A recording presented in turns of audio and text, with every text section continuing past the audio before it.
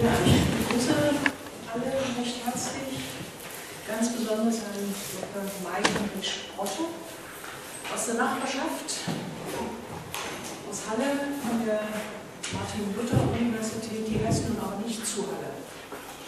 Weil ich habe vorhin entdeckt, dass die Uni auch zu Bonn heißt. Ja, zu Bonn heißt es, ja. Begegnet. Das sind die Alten. Halle mit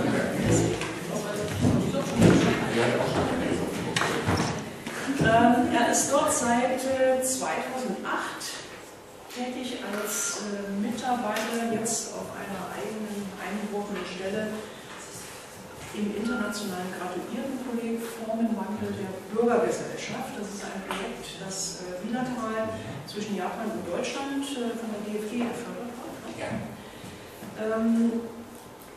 Dort, wie gesagt, ist er tätig im Moment und er selbst hat Japanologie, politische Wissenschaft und Vergleiche der Religionswissenschaft an der Rheinischen Friedrich-Wilhelms-Universität zu Bonn studiert, hat dort seine Magisterarbeit abgeschlossen zu dem uns allen bekannten Thema, die Hochverratsaffäre im Jahr 1910-11, war dann vermutlich als Zweitätigkeit 9 Jahre als redaktioneller Mitarbeiter, das habe ich mir noch rausgeschrieben. Lohn gegen seine Miete bezahlt. Ja, das sollte man nämlich auch mal so deutlich sagen. Das sind inzwischen ganz normale Wissenschaftsbiografien.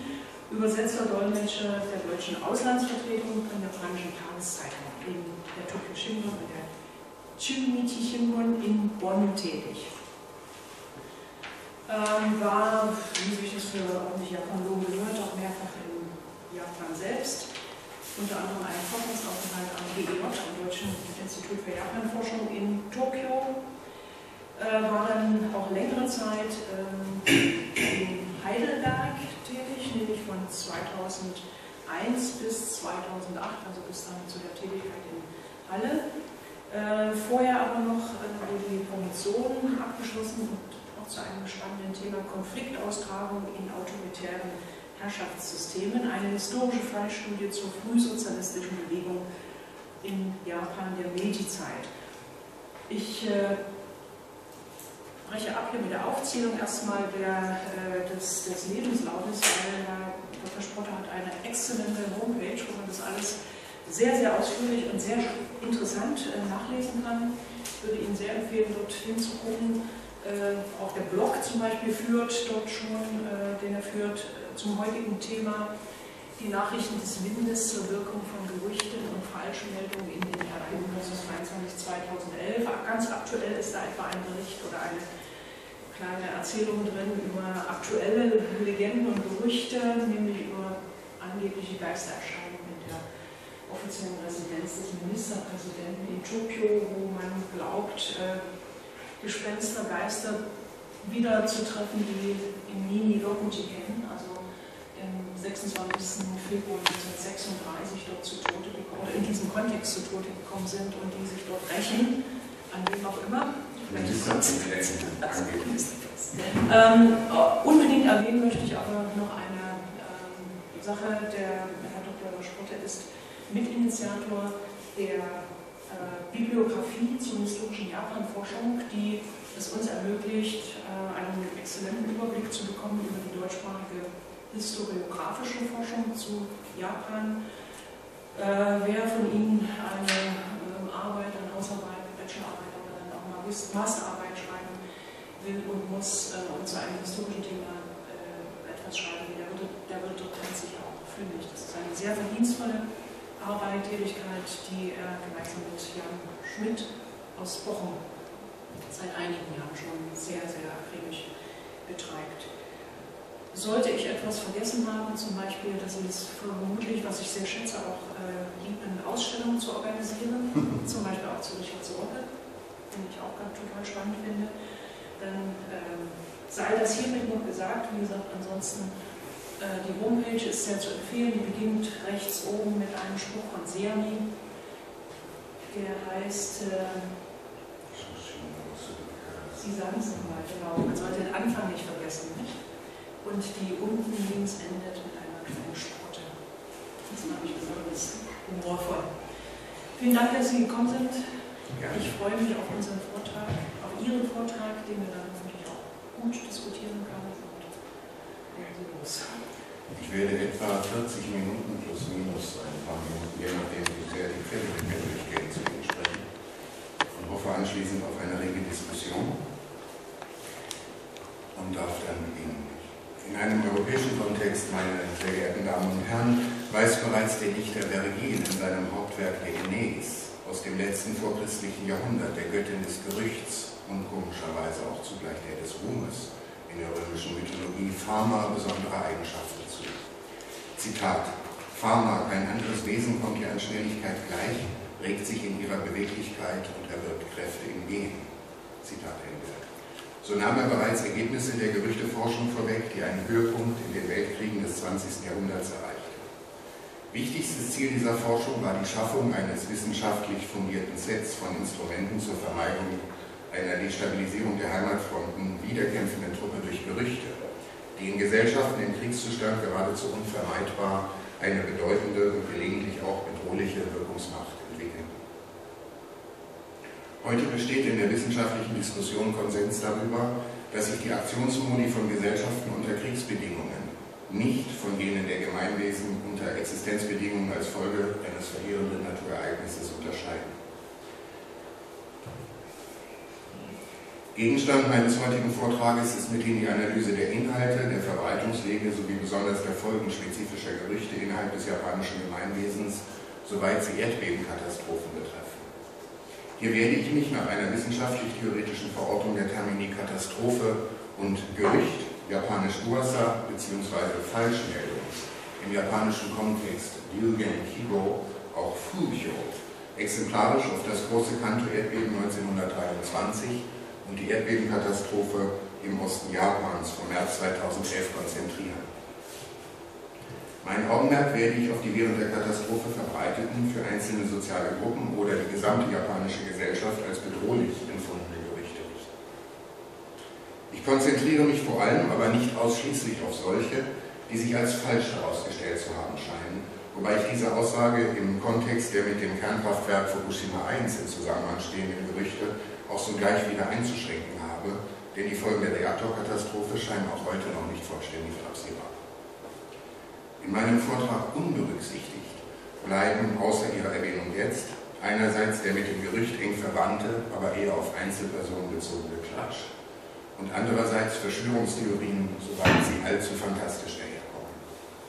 Zu nennen wären hier exemplarisch erstens die vor 2 Wochen während der Vorführung des Films Friedlich in die Katastrophe hier und in Internetforen weltweit überhaupt diskutierte, mutmaßlich punktgenaue Verursachung des Erdbebens 2011 durch die USA mittels des High Frequency Active Auroral Research Program, also des HAARP-Projektes zur Untersuchung der Ursachen globaler Klimaveränderungen durch elektromagnetische Felder. Zweitens die vermutete Störung der Lebensenergie Ki Japans durch die Planung und den Bau des Fernsehturms Tokyo Skytree als zweithöchstem Gebäude der Welt im Nordosten Kimon des Kaiserpalastes als der verhängnisvollsten Himmelsrichtung im Kontext des Feng Shui. Jenes Fernsehturms also, der wenige Tage nach dem Erdbeben 2011 seine endgültige Höhe von 634 Metern erreichte. Und als drittes und letztes Beispiel die energetische Überladung einer unterirdischen Ader, die den Fujisan über den Meiji-Schrein, den Kaiserpalast und den Skytree mit dem Kashima-Jingu in der Ibaraki-Präfektur verbinde und die sich zum Schutz der Hauptstadt und der gesamten Kanto-Ebene auf Fukushima gerichtet entladen habe.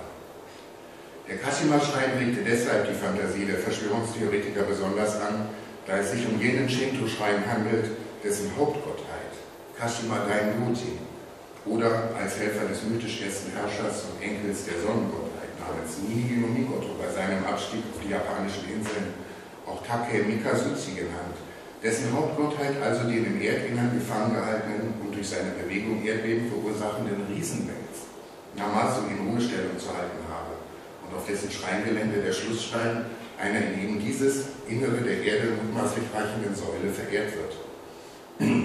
Als Basis dieser Säule hat Namazu zu dienen. Die Analyse von Gerüchten bewegt sich an der Schnittstelle verschiedener Fachbereiche. Zu nennen sind hier vor allem die Psychologie, die Geschichtswissenschaft, die Soziologie mit ihren Spezialisierungen der Polemologie, der Krisen- und Katastrophensoziologie sowie die Kommunikationswissenschaft. Der Kommunikationswissenschaftler Klaus Merten konstatiert zudem eine psychopathologische Aura des Gerichts als Geisteskrankheit des gesellschaftlichen Organismus und sieht die Gerüchteforschung als Grenzgebiete wissenschaftlicher Forschung. Eine Katastrophe ist, um nun die theoretischen Grundlagen der Analyse zu klären, krisensoziologisch gemäß der Definition der Anthropologen Anthony Oliver Smith und Susanna Hoffman als Interaktion einer potenziell zerstörerischen Kraft der natürlichen, modifizierten oder von Menschenhand geschaffenen Umwelt mit einer Bevölkerung, die sich in einem Zustand der Verwundbarkeit befindet, zu fassen. Diese Interaktion führe, Zitat, zu einer wahrnehmbaren Zersetzung der Befriedigung individueller und sozialer Bedürfnisse nach physischem Überleben, sozialer Ordnung und Sinnzusammenhang. Zitat Ende. Eine Katastrophe offenbare das Wesen der Sozialstruktur einer Gesellschaft und initiiere sowohl den inneren Zusammenhalt sozialer Gruppen als auch Konflikt zwischen diesen. Ich denke, Sie werden mir aus Ihrer eigenen Erfahrung zustimmen, dass ein Gerücht das Salz in der Suppe einer Kommunikationssituation sein kann. Das Gerücht als ältestes Medium der Welt, wie es der französische Soziologe Jean-Noël Capferin nennt, umgibt uns in alltäglichen Situationen und verfügt nur über eine begrenzte Wirkung, soweit es sich um einen Zustand relativer Ruhe, des Friedens auf der gesellschaftlichen Ebene und wirtschaftlicher Stabilität handelt. Sobald aber eine Krisensituation eine Gesellschaft oder ihre Teilbereiche erfasst, entfalten Gerüchte eine Wirkung, die es erforderlich machte, ihre Entstehung und Verbreitung besser zu verstehen, um auf sie adäquat zu reagieren. Diese Aufgabe stellte sich der vorwiegend US-amerikanisch dominierten Forschung im Verlauf des Zweiten Weltkrieges bzw. des Pazifischen Krieges, in denen Gerüchte einerseits als Bedrohung und andererseits als in sogenannten Rumor Factories produzierte Waffe gegen den Feind Einfluss auf die Kriegführung gewann. In der Folge wurde von Soziologen und Psychologen Studien unternommen, deren Ergebnisse den gefährlichen Charakter des Gerüchts betonten und mit dieser Eigenschaftszuweisung die Gerüchteforschung trotz anderer Interpretationszugänge in der Analyse sozialer Kommunikationsprozesse bis heute unverändert mehrheitlich prägten. Die Ergebnisse zweier autoritativer Studien, beide unter dem Titel The Psychology of Rumor, die 1944 und 1947 vorgelegt wurden, gehören auch heute noch zu den Standardannahmen der Gerüchteforschung. Der Beauftragte für die Gerüchtekontrolle im Massachusetts Committee of Public Safety, Robert H. Knapp, definierte aus seiner praktischen Arbeit heraus 1944 das Gerücht als, Zitat, eine Aussage, die geglaubt werden soll, in Zusammenhang mit dem Tagesgeschehen steht und ohne offizielle Bestätigung verbreitet wird. Zitat Ende. Ein erfolgreiches Gerücht habe drei Eigenschaften vorzuweisen. Es habe short, simple and salient zu sein. Die Forschung der Sozialpsychologen Gordon Alpert und Leo Postman stützten 1947 dieses Ergebnis. Voraussetzung für eine erfolgreiche Verbreitung sei ein großes Interesse am Gerüchteinhalt innerhalb einer sozialen Gruppe. Dieser befriedige das emotionale Bedürfnis nach Erklärung und fungiere so als Mittel der Rationalisierung bei überaus großen emotionalen Belastungen. Ganz so, wie Sie es noch als Kinderspiel Stille Post im japanischen Rengon Game kennen, verkürze sich ein Gerücht inhaltlich während seiner Verbreitung, werde prägnanter, berücksichtige mehr Stereotype und sei dadurch leichter aufzunehmen und weiterzugeben. Dadurch gewinne es an Geschwindigkeit in seiner Verbreitung und, Pharma lässt grüßen, werde so bedrohlicher. Nicht jedes Gerücht ist, auch dies ist eine theoretische Prämisse, von vornherein, wenn auch in Abgrenzung zur Information zwar immer unbestätigt, zugleich auch stets unbegründet. Dies entscheidet sich oft später, nachdem das Gerücht seine Wirkungsmacht verlor und als schlichte Information oder Desinformation identifiziert werden konnte. Robert Knapp formulierte einen 6-Punkte-Katalog, der noch heute als Handlungsanweisung zur Gerüchtebekämpfung Gültigkeit hat, da ein weiteres Charakteristikum der Gerüchte in der Unvermeidbarkeit ihrer Entstehung liegt. Erstens die Einrichtung glaubwürdiger Medien und die Sicherstellung des Vertrauens in diese. Zweitens die Sicherstellung eines uneingeschränkten Vertrauens in die politische Führung. Drittens die Bereitstellung eines Maximums an Informationen so schnell wie möglich. Viertens die Sicherung des schnellen und uneingeschränkten Zugangs zu diesen Informationen. Fünftens die Vermeidung von Trägheit und Monotonie. Und sechstens ständig sich wiederholende Warnungen vor der Gerüchteverbreitung. Die Lebensdauer eines Gerichts ist strukturbedingt begrenzt, vorwiegend aufgrund veränderter Umstände, die das Interesse an ihren Inhalten schwinden lassen. Der japanische Sprichwortschatz weist Gerüchten eine Lebensdauer von 75 Tagen zu. Zur Quelle dieser Spruchweisheit wurde ein am Ende der Edo-Zeit entstandener bürgerlicher Liebesroman Nintoron mit dem Titel Shunshoku Tatsumi-no-son, etwa Leidenschaftliche Liebe, der Park von Tatsumi, von Tamenaga Shunsui, in dem es heißt, Hito no wasa mo shichijo nichi. Die üble Nachrede der Leute dauert nur 75 Tage. Wenn sich auch ein Interpretationsstrang dieses geflügelten Wortes auf die Lehre von Yin und Yang, Om-Myodo, und deren Glücksverheißung der Zahlen 7 und 5 in einem okkulten System der Wahrsage bezieht, scheinen die 75 Tage hier eher auf 5 Jahreszeiten oder Sekki-a, 15 Tagen des in einer vormals von der Landwirtschaft dominierten Gesellschaft in 24 Zeitfenster unterschiedlicher Pflichten unterteilten Jahreslaufs zu verweisen.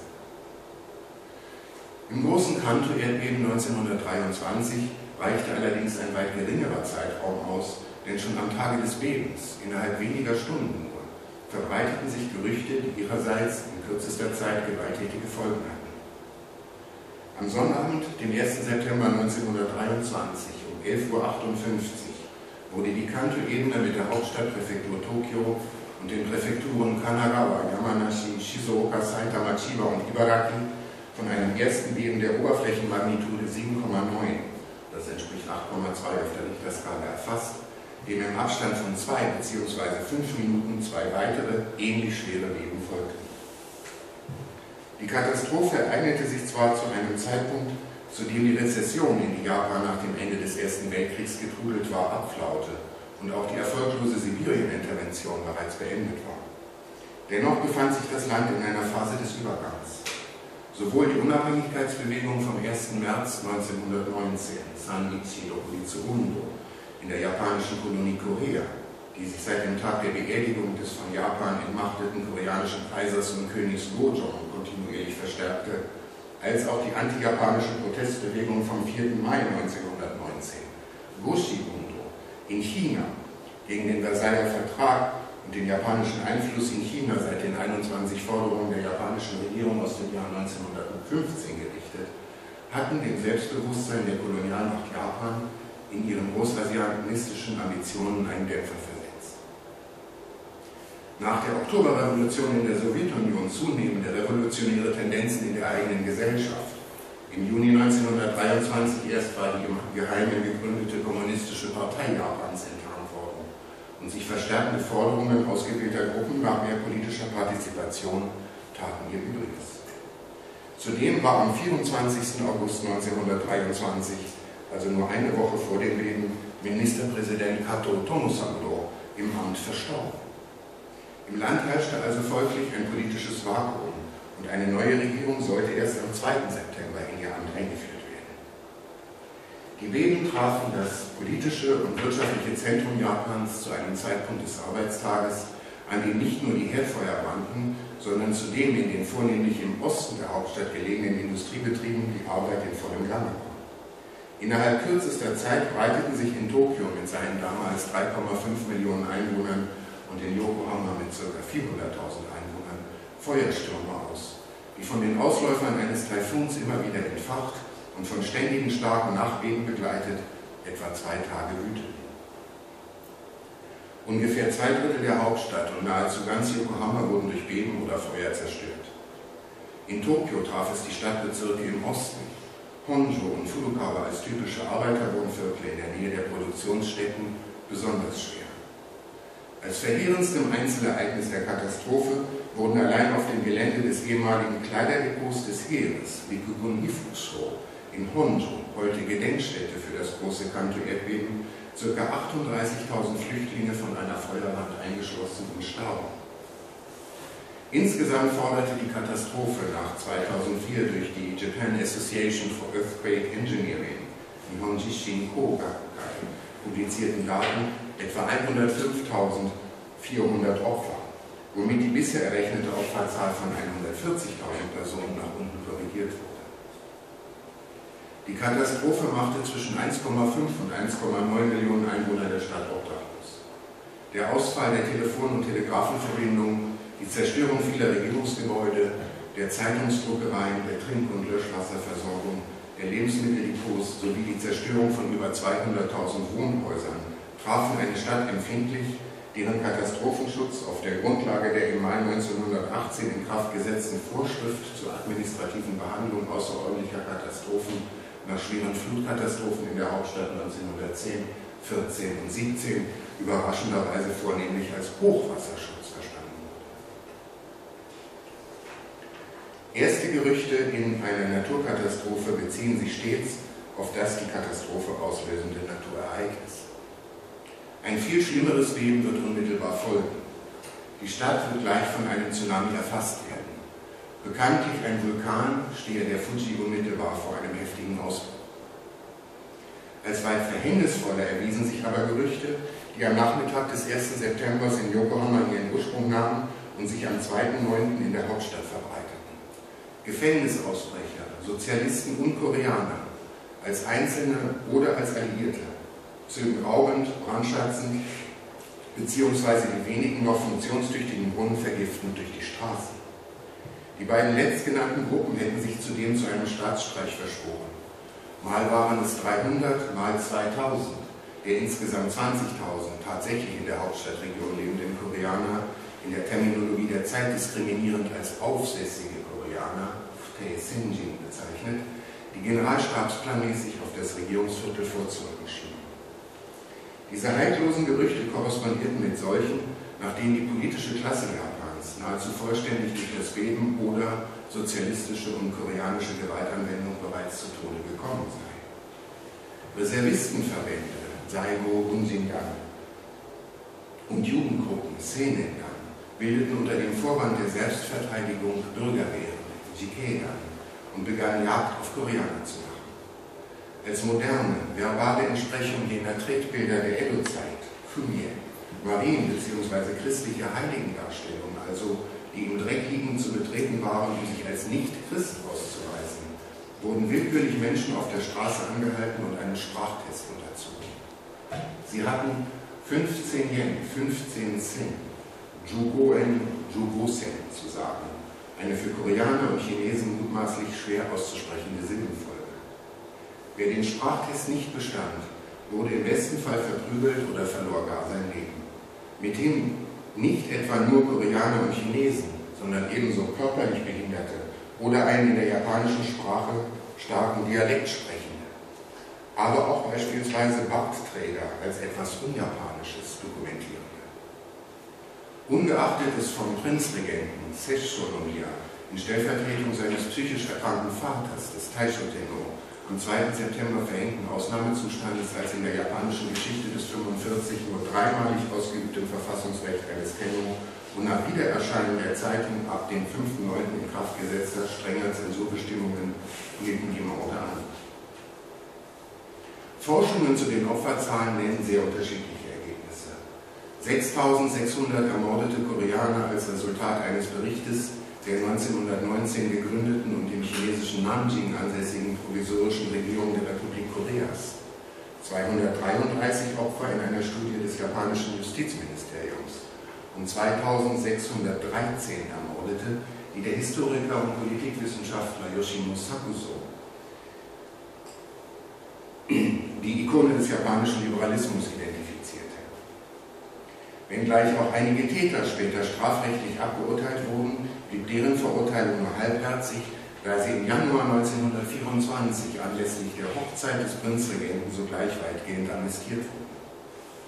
Mit den Pogromen gegen Koreaner etwa in Sahara in der Chiba-Präfektur oder in Honjo in der Saitama-Präfektur verbunden sind weitere Zwischenfälle, in denen auf der Grundlage der Staatsstreichgerüchte im sogenannten Camelo-Zwischenfall 10 Sozialisten und Arbeiterführer am 4. und 5. September, am 6. September in Fukudamuda in der Präfektur Chiba 15 Angehörige der Buddha-Kommune, inklusive Schwangere und Kinder, und am 16. September im Amakas-Zwischenfall der Anarchist Usui Sakai, dessen Frau die Frauenrechtlerin und sozialistische Schriftstellerin Itonoe und ein Neffe von Angehörigen der Militärpolizei gefoltert und ermordet wurden.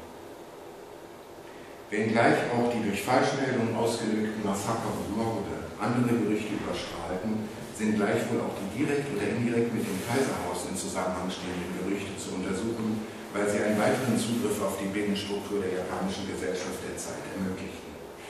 In der Forschung zum Kanto-Erdbeben ist ungeklärt, wie das Gerücht, die gesamte kaiserliche Familie sei durch Erdbeben und Brand ums Leben gekommen, der japanische Staat sei also quasi seiner Achse, Kijiku, im Kontext seiner geistigen Grundlage des Kokutai beraubt, auf die wachsende Gewaltbereitschaft des nun scheinbar kopflosen Volkes wirkte.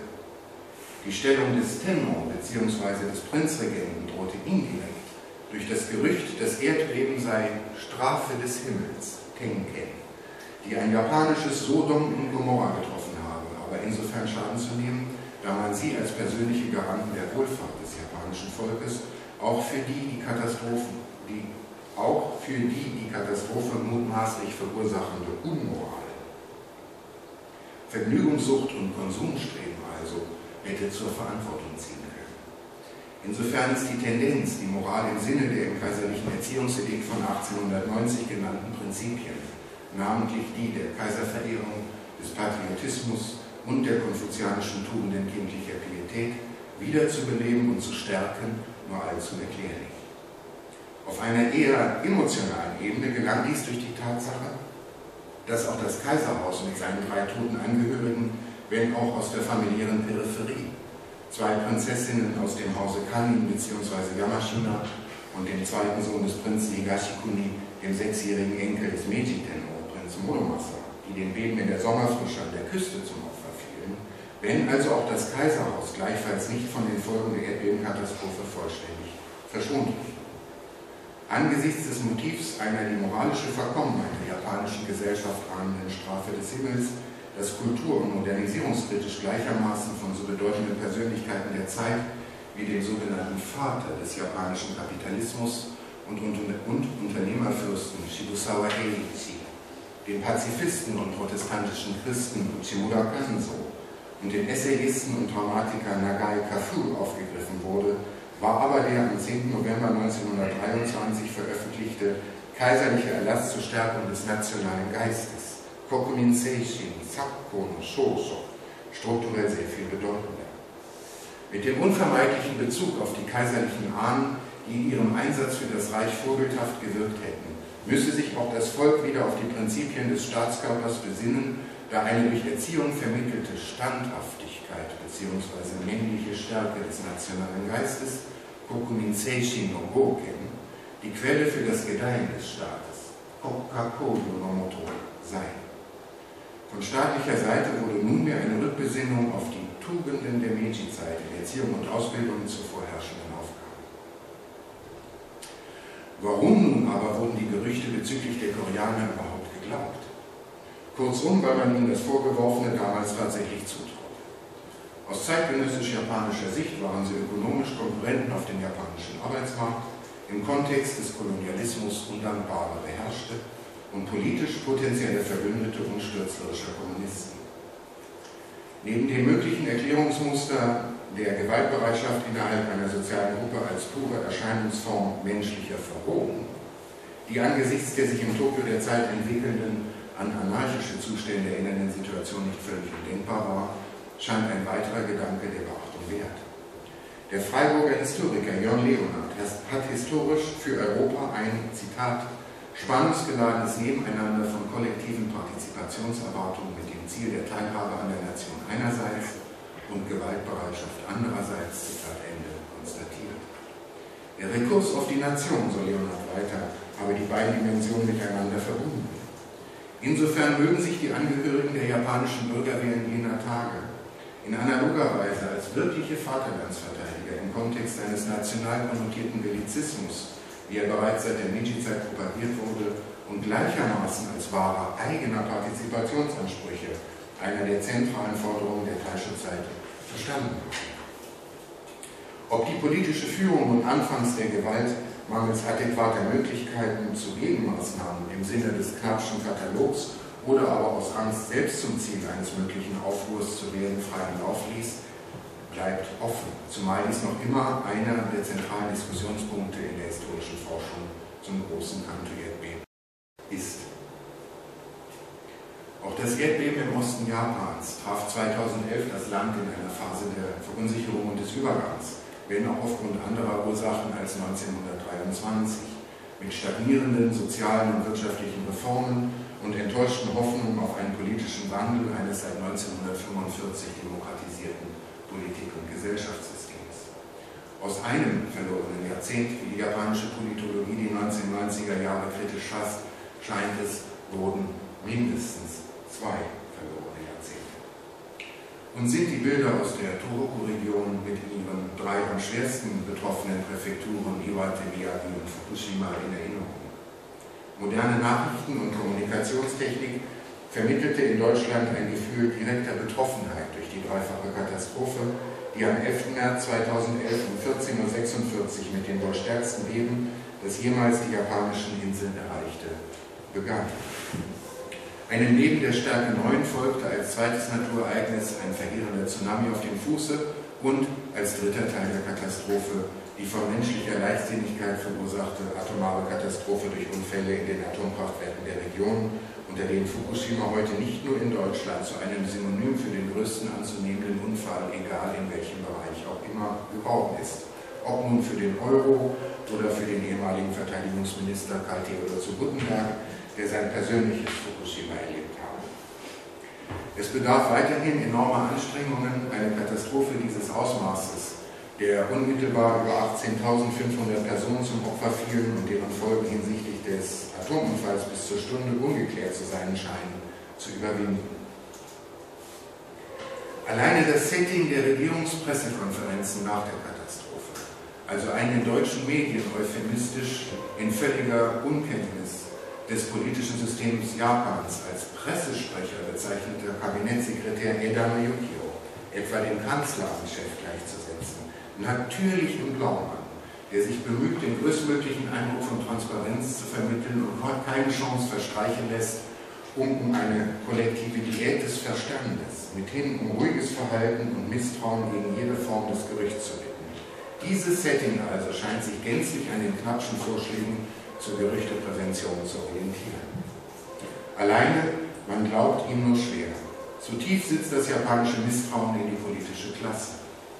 Ein wenn auch vielleicht weniger bedeutendes Signal, dass man diesem Juristen nur schwer Zusammenhänge mutmaßlich kontrollierbarer kernatomarer Abläufe abnehmen mochte, mag in der Neuschöpfung eines japanischen Verbes liegen, das sich, ähnlich unseres Wulf, unmittelbar nach der Katastrophe im Internet jenen neuen Feind jeder wirksamen Gerüchtebekämpfung größter Aufmerksamkeit erfreute.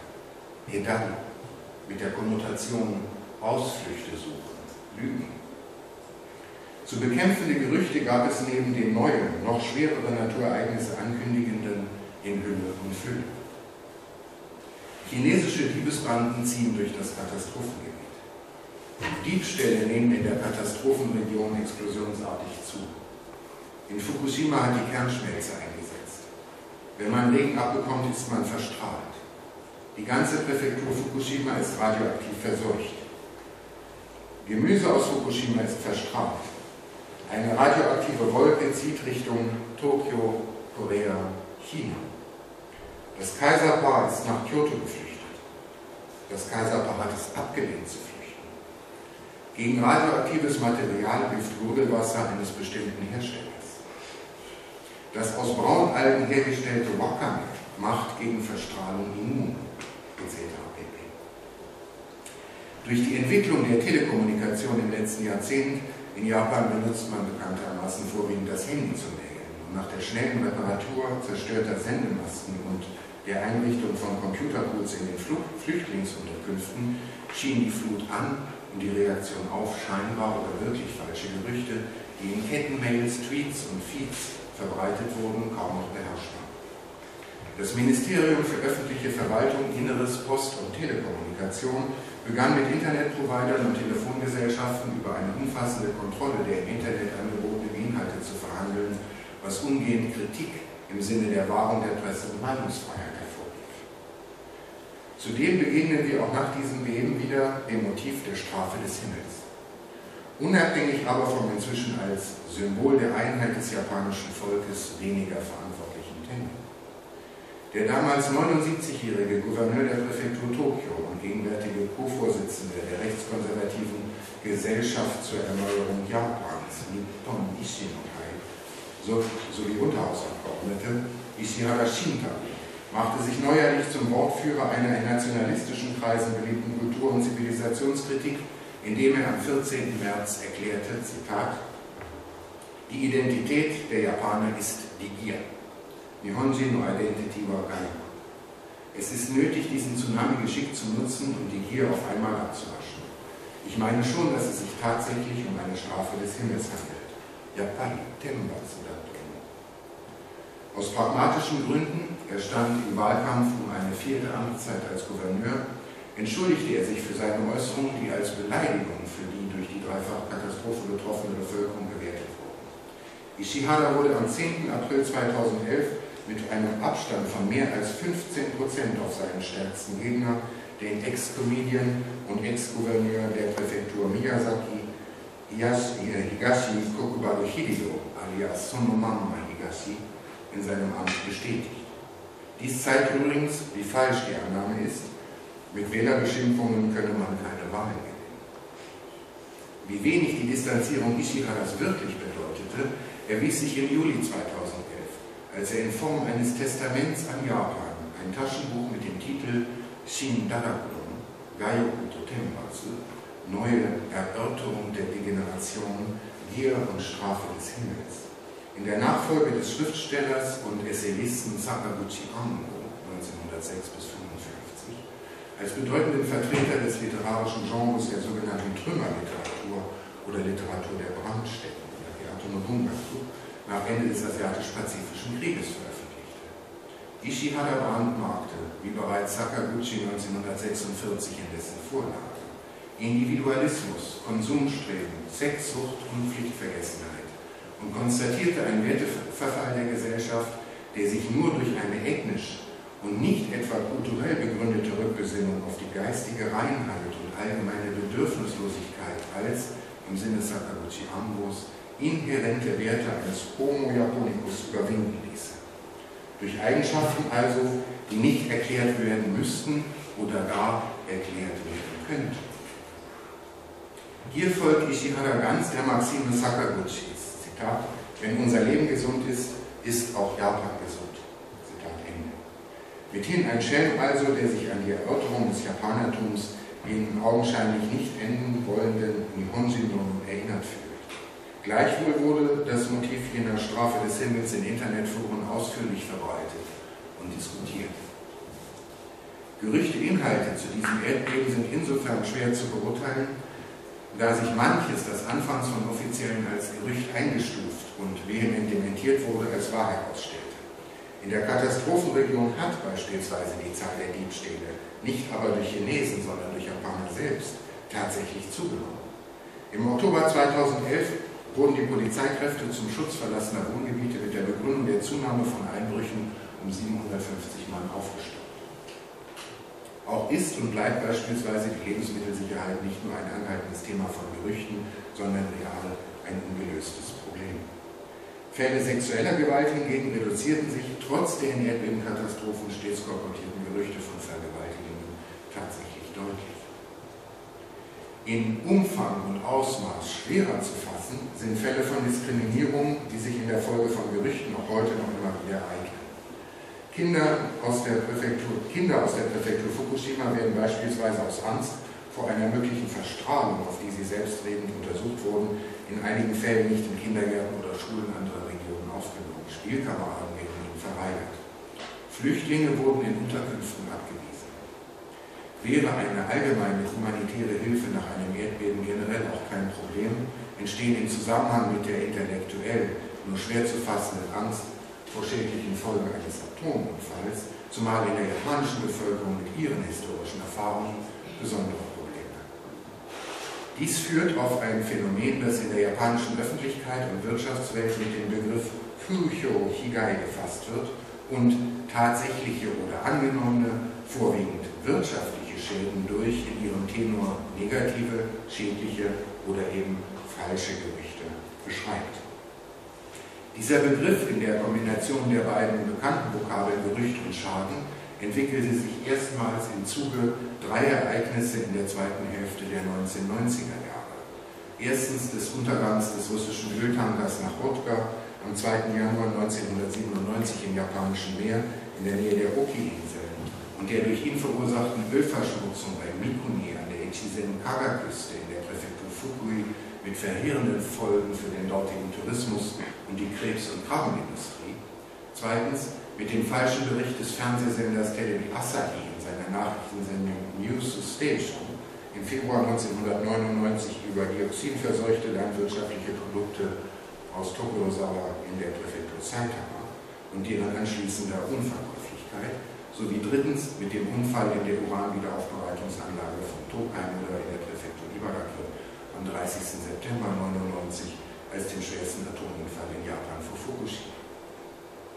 In einer Gesellschaft wie der japanischen, die einerseits als Sicherheitsgesellschaft, Ansehen Shakai, andererseits auch als Gesellschaft des Informationsüberangebots, Joho Kata Shakai, und Gesellschaft der hochgradigen Distribution, Kodo Ryutsu Shakai, mit Produkten unterschiedlicher Provenienz im Überfluss wissenschaftlich gefasst wird, bietet sich durch die Instrumentalisierung des Phänomens Fujō Higai für die Anbieter von Dienstleistungen und Produzenten ein probates Mittel zur Schaffung eines Bedrohungsszenarios, zumal zivilrechtlich Schadenersatz aus mutmaßlich falschen Gerüchten einklagbar ist und im Kontext der Atomenergie durch Rechtskommentare geschützt, diese Schäden auch Berücksichtigung im Rahmen des sogenannten Gesetzes bezüglich der Entschädigung von Kernenergieschäden Genshi-yoku Songai no Baisho ni Kansuru Horitsu mit dem Staat als aus Steuermitteln Schadenersatzleistender zu finden.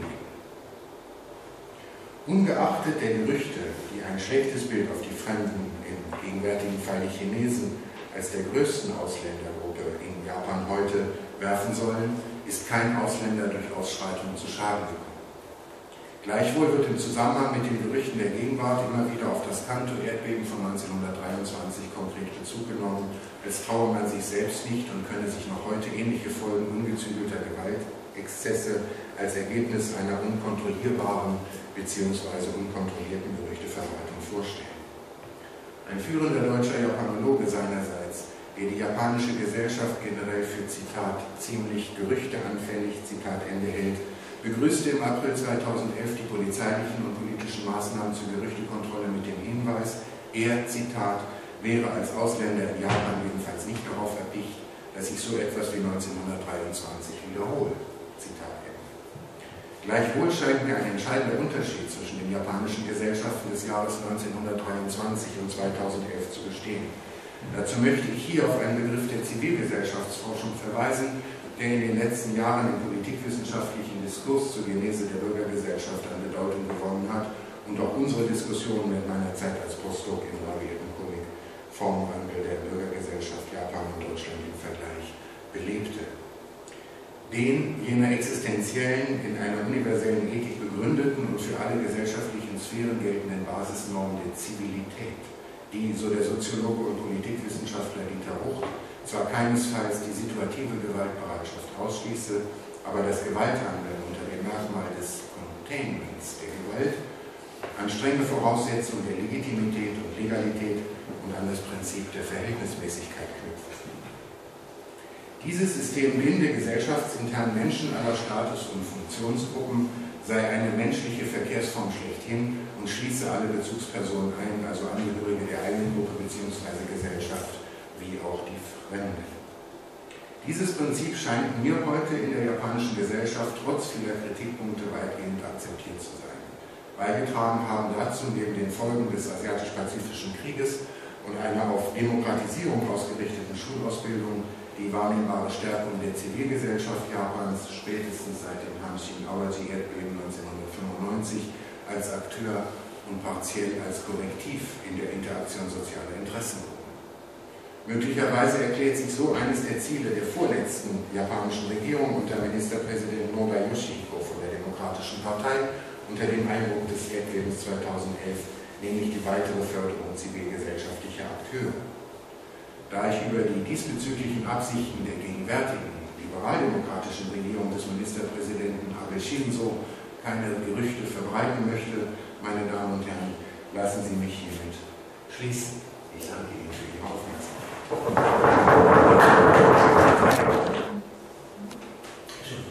Ich dummerweise ein bisschen hinten Platz genommen habe. Ich habe es gemerkt. Das ist akustisch.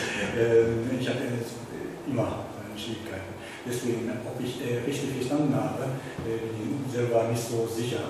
Aber während ich Ihren Vortrag, interessanten Vortrag gehört habe ich sofort gedacht, mittlerweile in Japan ein Skandal in Iwakishi. Iwakishi ist innerhalb von der Fukushima-Präfektur. Und dort jetzt etwa 2000 Einwohner von, ich glaube, Okumacho, in der Nähe von Akabe, etwa 2000 übersiedelt. Und gerade innerhalb von Iwakishi, also die eigentliche Iwaki-Einwohner, diskriminieren mittlerweile diese Leute. Und etwa ein bisschen vor Ort von Iwakishi wurde eine neue Siedlung gebaut. Und diese Leute jetzt arbeitslos beständig und nur mit finanzieller Unterstützung leben sie momentan. Und ihre Art und Weise zu leben und andererseits eigentliche Einwohner in Iwaki. Dazwischen gäbe es mittlerweile ziemlich scharfe Diskrepanz und Ausstreiten und so weiter. Das habe ich mittlerweile gehört. Gerade auch, wie Sie heute gesagt haben, also wie Kanto wegen nicht nur, sondern auch in diesem Fall auch so eine vertreibende oder ausstoßende Mentalität, Psychologie, ist auch ersichtlich. Das habe ich sofort gedacht. Also keine Frage, aber als sehr, sehr aktuelle Lage ist. Mir wäre es nur wichtig, in dem Zusammenhang darauf hinzuweisen, dass diese Phänomene, was Gerüchte angeht, gerade die Hochwasserkatastrophe vor ein paar Wochen, das hat es ja auch in der Bundesrepublik gesagt, ist kein typisch japanisches Phänomen. Also die Vorstellung einiger Ortschaften vor Magdeburg, sie seien geflutet worden, um die Landeshauptstadt zu retten, beispielsweise. Das sind ja also sehr typische Mechanismen. Da gibt es wahnsinnig viele Parallelen. Insofern, ich weiß nicht, welche Vorwürfe jetzt diesen Leuten wieder auf staatliche Unterstützung. Konkret ist so, die Einwohner von Iwaki klagen, diese Leute arbeiten nicht. Ja, habe ich mir fast gedacht. Nur mit diesem Unterstützungsgeld gehen sie immer Pachinko. Und jeden Tag tagsüber spielen wir Pachinko. Das ist fürchterlich. Und trinken Alkohol schon am Tag. Ja, total banale Kritik, aber andererseits für die Betroffenen ist, was soll ich machen überhaupt? Also kein Arbeitsplatz und so weiter. Und beide Seiten. Und auch ein ganz verkehrter, komischer, wie sagt man, Neidgefühl von den Iwaki-Leuten, obwohl auch die Iwaki-Leute auch gewissermaßen direkte, indirekte Opfer, aber trotzdem kriegen sie kein Geld.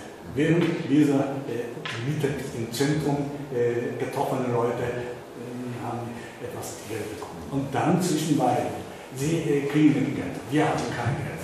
Und auch wirklich eine unangenehme Abneigung. Ne? Und das ist mittlerweile sehr ernstnehmende Frage. Ja, also diese Fälle von Diskriminierung lassen sich ja beliebig fortsetzen. Im Juli 2012 hat der Vorsitzende einer Organisation, die nennt sich Ecosystem Conversation Society Japan, Nihon Seitaike Kyokai, eine Rede gehalten, in der er davor warnte, jemanden zu heiraten, der in der Kanto-Region gelebt hat zur Zeit des Erdbebens.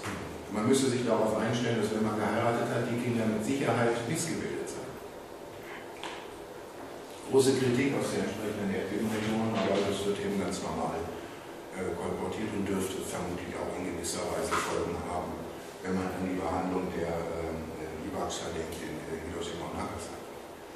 Also so eine Stigmatisierung von Kanto-Ebene wird da sehr weit gefasst. Also die reicht wirklich von Tokio, die Tokio, die würden sich freuen, also von Tokio bis Fukushima ist alles Kanto-Ebene.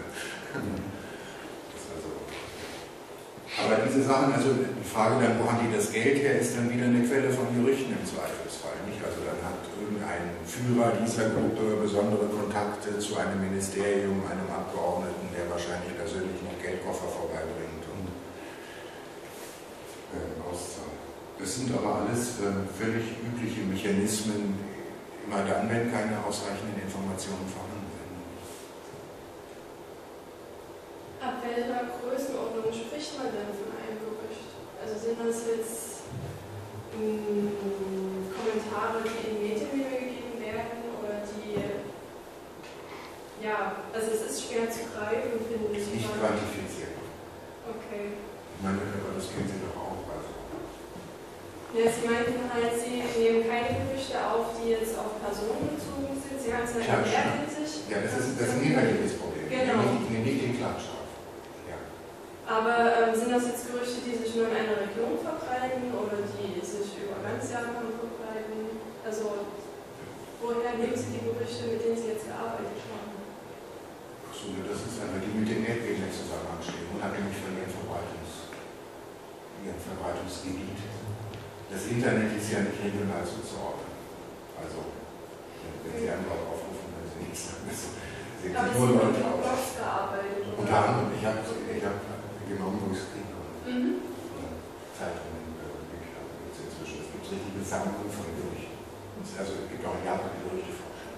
Spätestens seit dem großen Kobe-Erdbeben 95. Ich hätte auch noch eine theoretische Frage zu dem Gerücht an sich. Also durch den Vortrag kam es ja, also sind Gerüchte ja eher negativ konnotiert, so schien es mir zumindest. Aber Gerüchte an sich müssen doch erst verifiziert oder falsifiziert werden, oder? Gibt es dann in der Wissenschaft dann auch den Denkansatz, dass Gerüchte positiven Charakter haben? Also dass zumindest Gerüchte sozusagen dafür stehen, dass Denkprozesse da sind, inwieweit die jetzt auch zutreffen oder nicht? Ist eine Mindermeinung, aber die gibt es. Der herausragende Vertreter dieser Sichtweise ist ein Soziologe, der in den 1920er Jahren geboren wurde und 2006 verstorben ist, Shibutani Tamotsu. Also in dem Fall müsste man wahrscheinlich eher sagen Tamotsu Shibutani, weil der Sohn japanischer Eltern ist, der in Amerika geboren ist. Also der gehört zu dieser zweiten Generation von Japanern, die in den Vereinigten Staaten aufgewachsen sind. Und er hat angefangen mit seinen Studien im Zweiten Weltkrieg, indem er die in den Vereinigten Staaten internierten Japaner befragt hat zu Sachen, die ihnen zugetragen werden und so weiter, also in den Internierungslagern. Sie wissen, dass die ehemals japanischen, in den Vereinigten Staaten interniert wurden. Und der hat 1966 ein Buch publiziert, das hieß, muss ich kurz gucken, ob ich das jetzt notiert habe.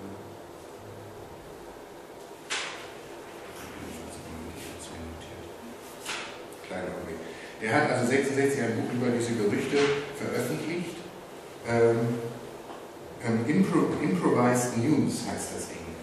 Und der sagt, dass es im Prinzip keine gefährlichen oder negativen Gerüchte gibt, sondern dass alle Gerüchte zunächst erst einmal Nachrichten seien, deren Verbreitungsweg eben nicht institutionalisiert sei. Das ist ein bisschen problematisch insofern, als Shibutani am Ende seines Lebens nach den Angriffen auf das World Trade Center im September 2001 da Einwirkung sich geäußert hat zu Anti-Islam-Äußerungen in den Vereinigten Staaten und dafür ein großes Verständnis aufgerufen hat. Also es sei ganz selbstverständlich, dass in kleinen US-amerikanischen Städten auf einmal Muslime vom Mob verfolgt werden, weil die sich einfach diese Informationen, die da über das Fernsehen gekommen sind, in einer gewissen Weise zu eigen machen und sich denken, jetzt ist nur jeder Muslim gegen uns also auf eine sehr merkwürdige Art der Verständnis geäußert. Für den waren aber generell ja, Gerüchte zunächst erstmal einfach nur ein Mittel, sich in irgendeiner Weise in eine Situation hineinzufinden, die für sich zu ordnen. Aber das ist eine Minderheit.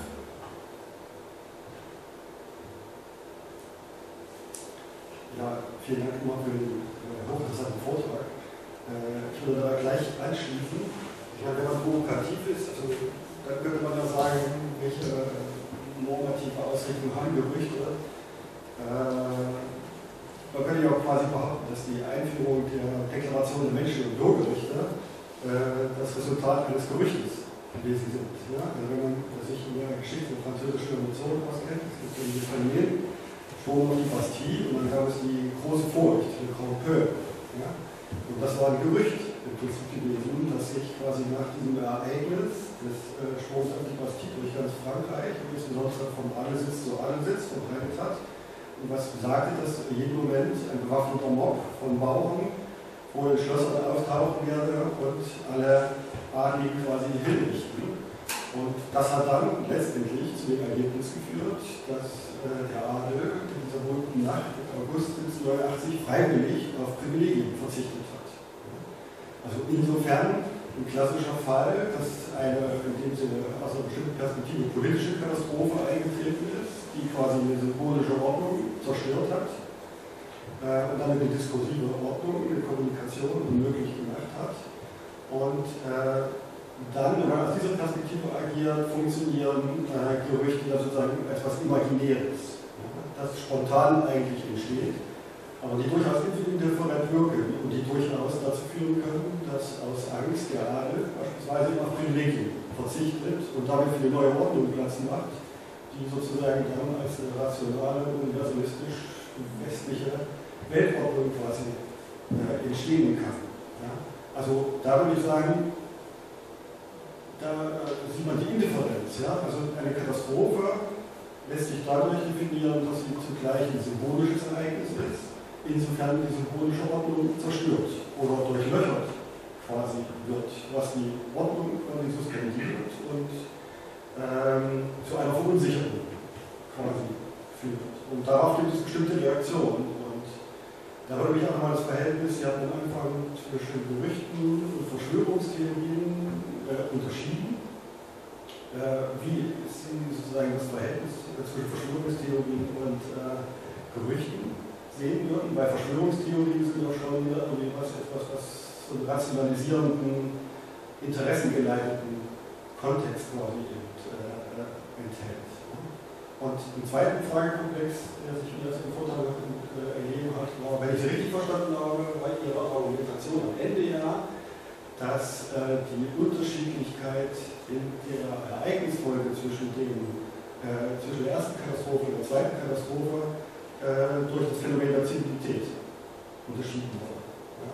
Aber könnte man nicht da auch die Gegenthese wagen, dass hochkomplexe Gesellschaften, die von Katastrophen betroffen werden, viel fragiler sind als Gesellschaften, die weniger komplex sind und dass sie dann auch die Tendenz hätten, quasi gewalttätig zu reagieren. Ja? Also das wäre ja auch eine Möglichkeit, die man zumindest mal erwähnen müsste. Wenn man sozusagen den Begriff der Zivilität, den Sie von den 20er Jahren anwenden, auf das 21. Jahrhundert beziehen. Ja, das war. Ich würde nicht Ihre Ansicht teilen, dass die Gesellschaft 23, die japanische Gesellschaft 23, wie sagten Sie jetzt, weniger komplex gewesen ist. Sie war auf andere Art komplex, als es die heutige ist. Das bringt meines Erachtens die historische Entwicklung, also dieser Versuch der Schaffung eines Nationalstaates mit einer, und darüber kann man dann streiten, schwachen oder starken Regierung. Also einem starken oder schwachen Staat sozusagen. Insofern denke ich einfach, dass es da... Wir kommen, was die Folge solcher Gerüchte angeht, in einen Bereich, in den ich mich sehr ungern vorwage, weil es mir da an psychologischem Einfühlungsvermögen auch zum Teil fehlt. Ich bin im März 2011 in Japan gewesen. Ich habe Anrufe aus Deutschland bekommen, ich müsste nun dringend da raus, weil die Kernschmelze eingesetzt hat. Und man sich nur denkt, es wackelt um einen herum, jetzt muss ich versuchen, mich irgendwie erstmal zusammenzureißen und nicht in Panik zu verfallen. Und dafür brauche ich keine Kernschmelze. Also die Panik hätte auch, also die Folgen des Bebens hätten alleine genügt. Man hätte Fukushima nicht noch gebraucht, sozusagen. Und in so einer Situation spielt, glaube ich, Komplexität und sowas keine Rolle, sondern das sind auch einfach psychologische Prozesse, die da ablaufen.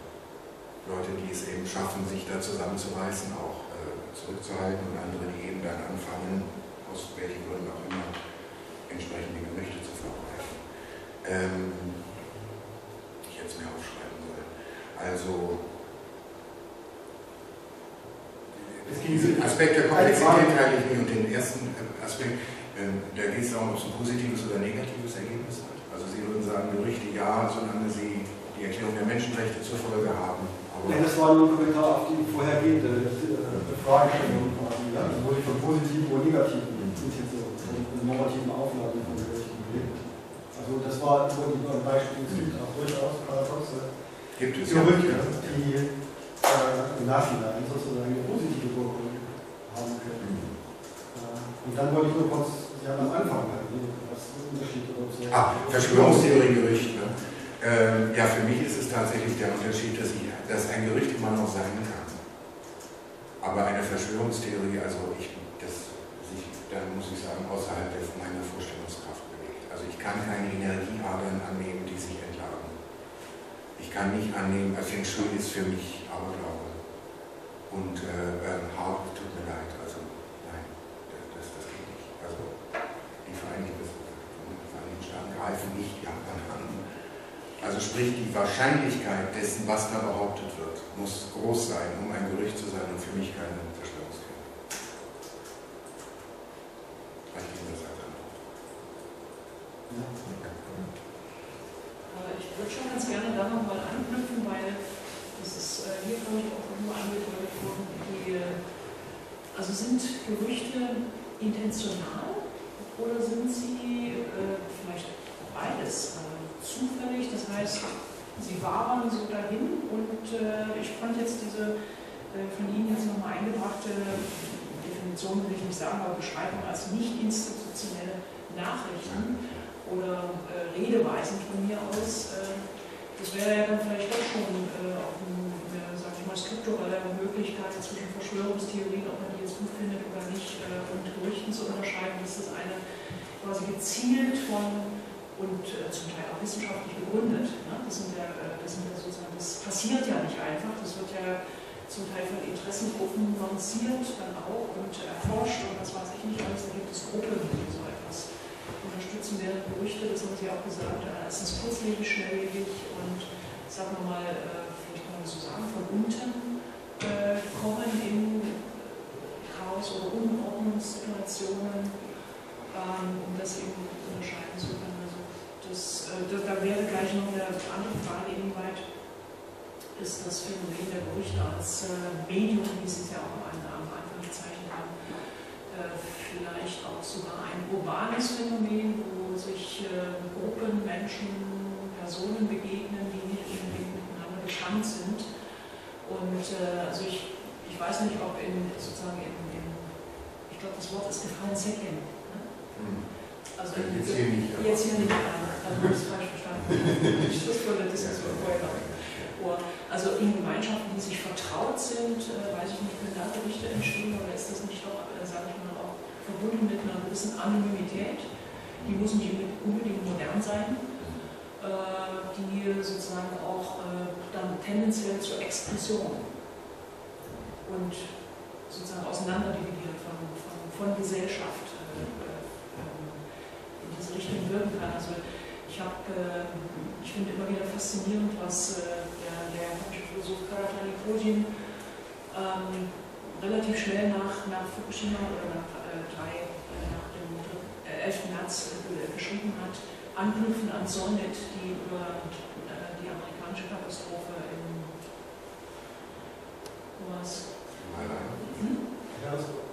Nee, nicht Atom, New Orleans, genau. Beschrieben hat, dass Katastrophen solidarisieren bzw. zusammenschweißen. Er dann gesagt hat, aber nur für einen kurzen Moment, spätestens dort, wo der Staat eingreift, und damit meint er dann auch Atom, es ist sozusagen dividierend. Also die Gesellschaft dividiert. Und das Beispiel, was Kobayashi genannt hat, das ist ja nicht nur für Iwaki, glaube ich, charakteristisch, sondern generell, glaube ich, dort, wo diese Kassetsu, also diese die volle Interim-Unterkünfte gebaut werden. Generell ist da sehr schnell überall sofort auch die Kluft aufgebrochen zwischen denen, die ohnehin schon mehr Opfer waren und sowieso auch zahlen kann. Weil da eben sozusagen für die einen ging der Alltag weiter, für die anderen war der Alltag sozusagen unterbrochen. Sie mussten sich überhaupt erstmal einen neuen Alltag schaffen und dort genau greift ja der Staat ein. Es sind ja Maßnahmen des Staates gewesen, die Leute dahin zu bringen und dann eben zunächst erstmal zu versorgen und ruhig zu stellen. Also die zwei etwas amöbenhaften Fragen. Ja, ich glaube, dass ich mich bei diesen Antworten auch so ein bisschen so verhalte wie der Pudding, den man an jemanden lagern möchte. Das ist das Problem bei dieser Form von Gegenstandgerüchte. Also ich würde sagen, sie sind beides. Also sie sind einerseits intentionell insofern, als man akzeptieren muss, dass es Leute gibt, die einfach Spaß daran haben, sowas zu verbreiten. Also sich selber auszudenken möglicherweise oder eben auf die Suche nach so etwas zu gehen und es dann eben weiter zu erzählen. Das ist das eine. Das andere ist eben einfach die absichtliche Entstehung solcher Gerüchte einfach durch die Situation als solche. Das ist auch nicht zu verhindern, dafür ist Mensch. Ich glaube nicht, dass Anonymität die Entstehung von Gerüchten befördert. Vielleicht ab einem gewissen Grad von wenn es dann tatsächlich um Gewalttätigkeit oder so etwas geht. Ich glaube, dass wenn man sich das mal überlegt, was eigentlich in einem engen Freundeskreis an Gerüchten doch durchaus. Wäre das nicht falsch? Ja, okay, erwischt.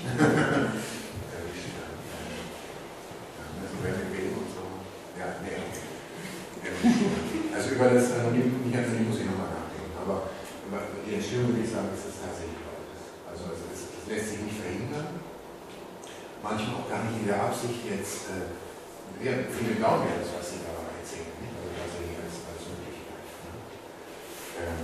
Ich weiß nicht, ob das ein bisschen hilft, das zu verstehen. Ich habe mit einem Bekannten in Halle vor ein paar Wochen gesprochen über diesen Vortrag und so weiter und uns über Inhalte unterhalten. Und während des Hochwassers wurde in Halle berichtet, dass die einzige noch fährbare Brücke über die Saale demnächst zerstört werden würde, weil sich da Schiffe losreißen sollten und dann wird die Brücke hin. Was macht der? Ruft sofort seine Freundin und kommt los nach Hause. Und stellt sich anschließend als Gerücht raus und er denkt sich, das ist also ein Gerücht. Ne? Die Möglichkeit, dass so etwas tatsächlich sein kann, das macht es ja letztlich, glaube ich, tatsächlich auch so gefährlich, aber wirkungsvoll. Und ich würde das teilen, was ich an Philosophen hin würde ich so weiter, aber letztlich ist es das auch unmittelbar nach dem Ereignis selber ist erstmal eine gewisse Solidarität. Und wenn es dann vor allem wieder an den Wiederaufbau geht, dann wird es eben schwierig. Ne? Wer kriegt staatliche Unterstützungsgelder? Kriegt man überhaupt staatliche Unterstützungsgelder? Wer kriegt seine Wohnung so? Wer darf dahin wieder zurückgehen? Viele nehmen das ja persönlich nicht, dass man eben sagt, ihr dürft nicht in dieses Gebiet zurück, weil es eben jetzt verstrahlt sein soll und die das nicht begreifen können. Und das ist ein menschliches Phänomen.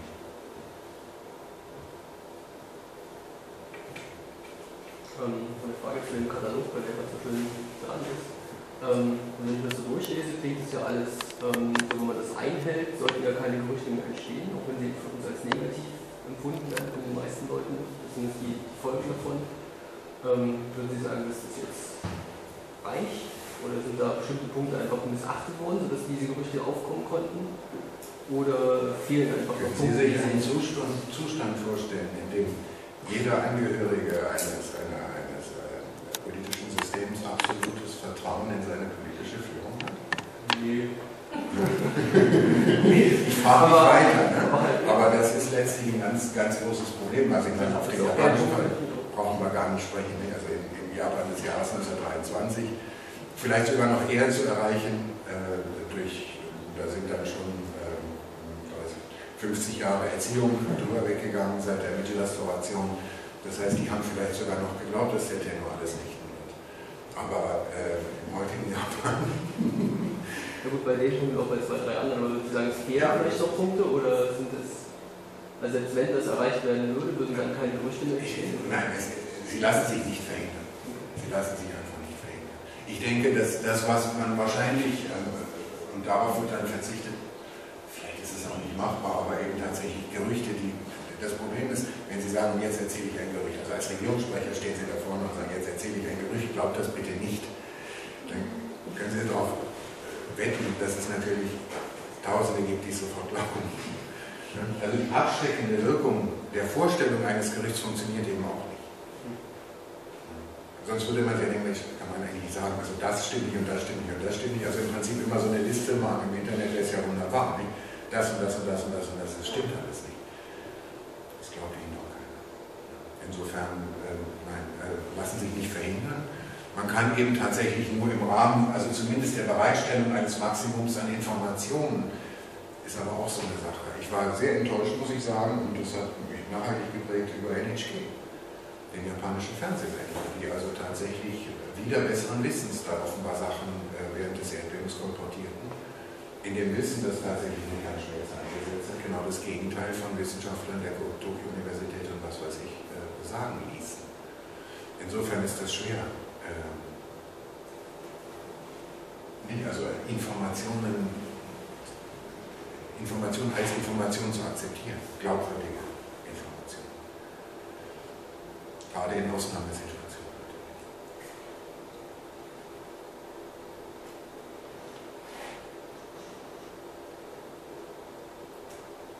Der umgekehrte Effekt gab es auch.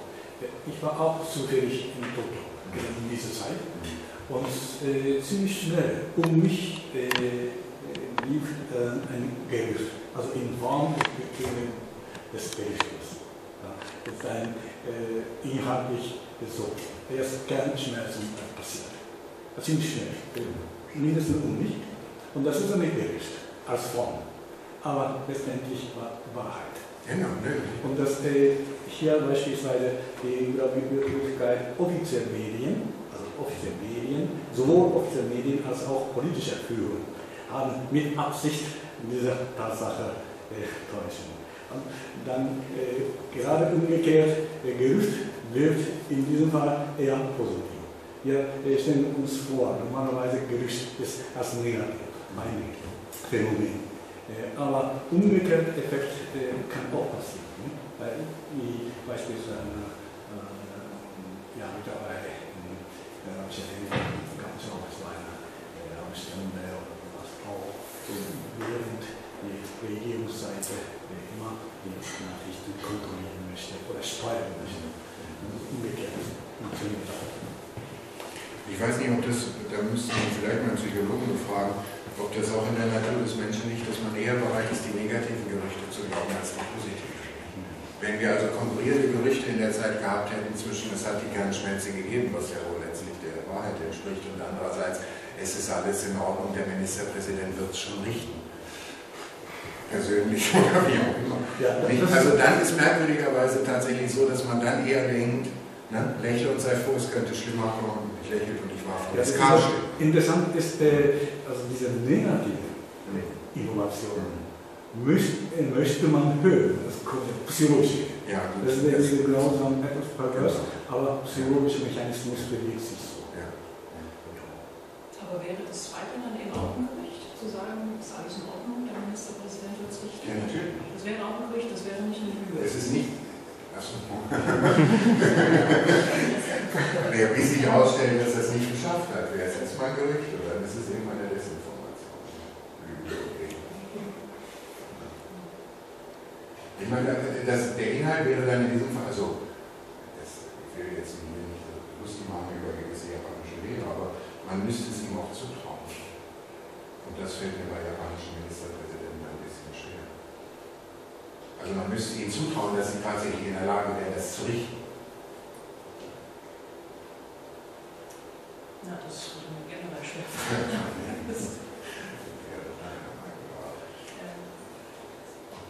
Also Ernannung ist ein bisschen angewiesen, er hat sich ja bemüht, das alles zu machen. Ja, aber er hat, also was ihm auch nachgewiesen wurde, er hat von Anfang an gelogen. Ja. Denn er hat gewusst, was da passiert ist und hat gesagt, das ist nicht der Fall. Ja. Aber ich denke, das ist dann, also ich möchte es für mich nicht entscheiden. Was machen Sie, wenn Sie sagen, ja, der ist also jetzt fertig? Was machen Sie mit Druck?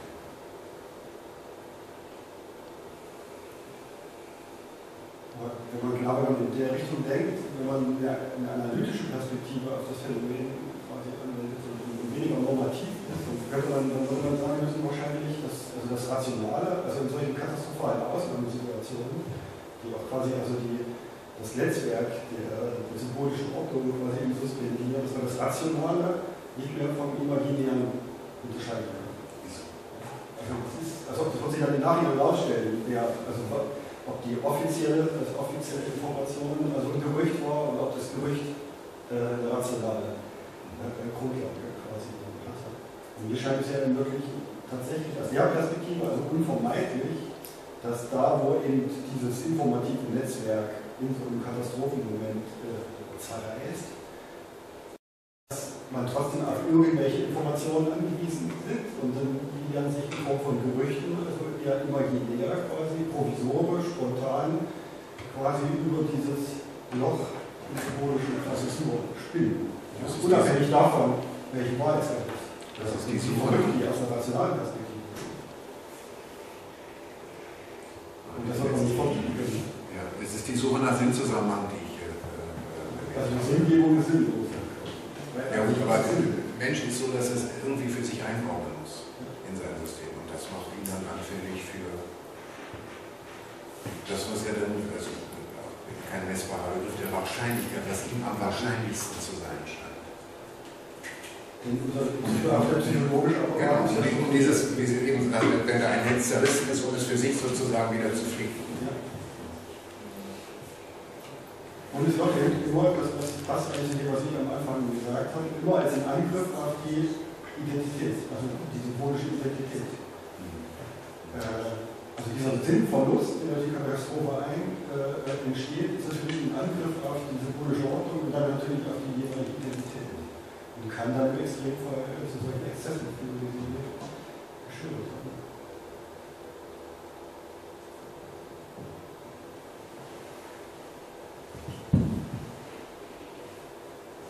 Gut, wenn keine Fragen mehr sind, dann würde ich vielleicht eine Minute dazu was sagen. Also ich will das jetzt einfach für mich mal auch zusammenfassen, wenn man das jetzt nicht als, sagen wir mal, so ganz allgemein, ja, die Menschen sind eben so und sie haben das Gefühl, was sicher auch so ist, wenn wir das aber quasi als eine analytische Methode oder ein Problemfeld betrachten wollen, dann würde ich das also einordnen in die Problematik der Kommunikation in menschlichen Gesellschaften, in modernen Gesellschaften wahrscheinlich besonders.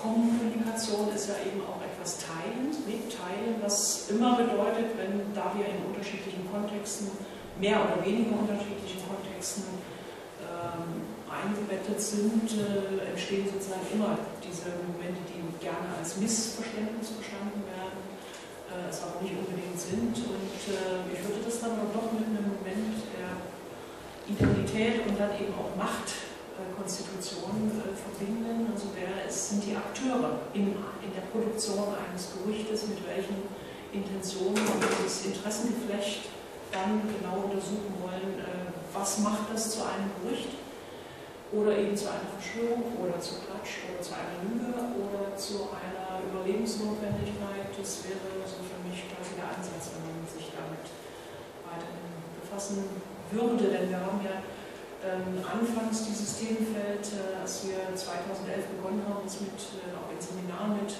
dem Thema zu befassen, also mit Fukushima. Michaela, Sie werden sich erinnern, Sie waren ja mit Alexa zusammen zunächst erstmal unterwegs, genau nach der Suche nach Gerüchten über Ausländer, nicht, in der Region, weil es Blöcke gab, also Blocks, im Netz, die das aufgegriffen haben. Da ist quasi 23 sehr früh zitiert worden.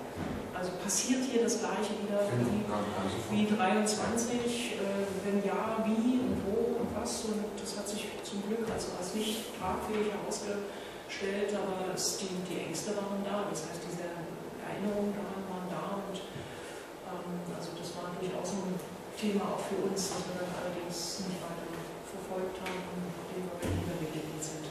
Vielen Dank.